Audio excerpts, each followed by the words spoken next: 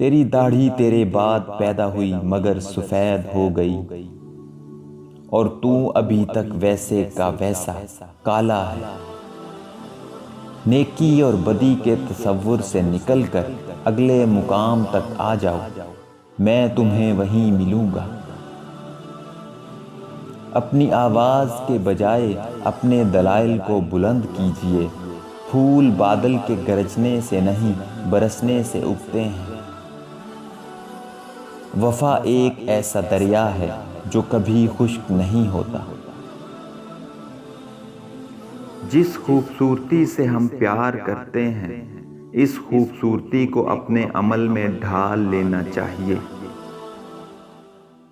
جس طرح تارے ریت کی مانند بکھرے ہوئے ہیں، ہم بھی اسی طرح گھومتے ہوئے نیست سے وجود میں آئے ہیں۔